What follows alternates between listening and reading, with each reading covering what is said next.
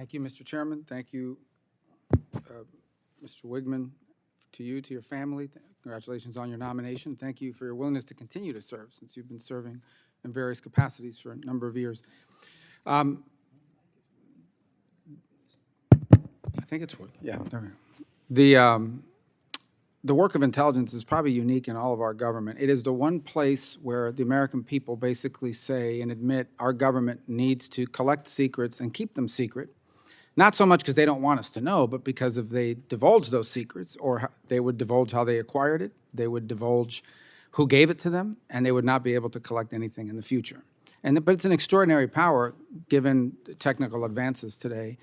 We don't just operate in the realm of human intelligence, we operate in the realm of technical intelligence and the analysis of all kinds of things that are out there in the open in the media.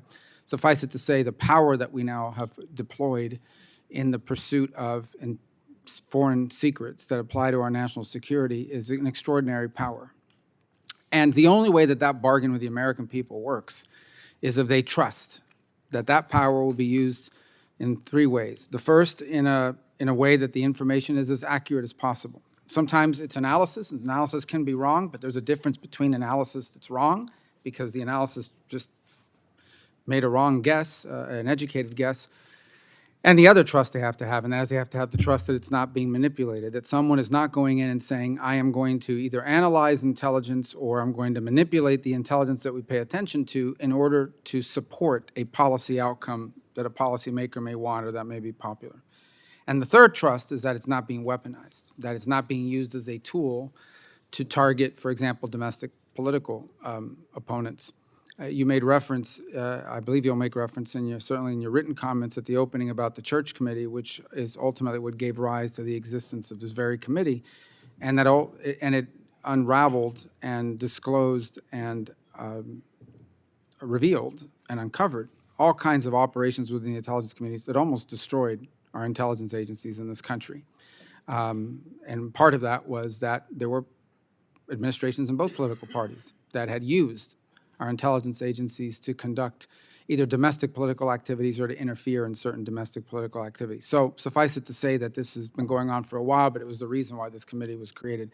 Hence the role of general counsel, which should be, especially now that a DNI didn't exist back in the day, it acts as the conductor, the DNI that is basically the conductor of the orchestra.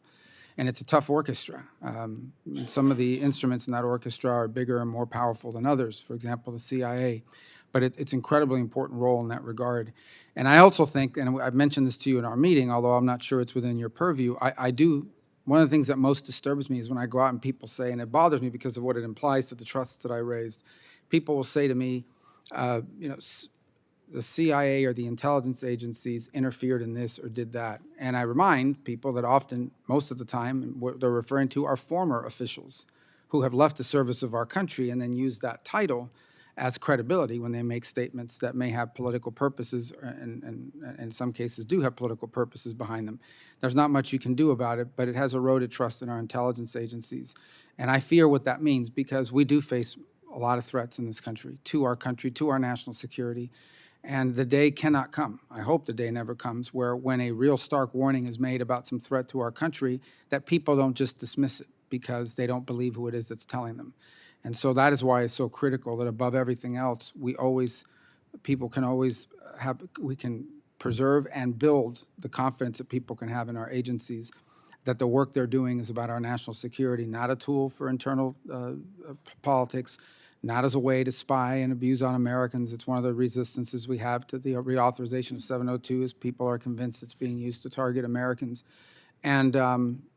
And not because they think the information that's being provided to policymakers or to the public is selectively chosen to further one narrative or one political viewpoint versus another.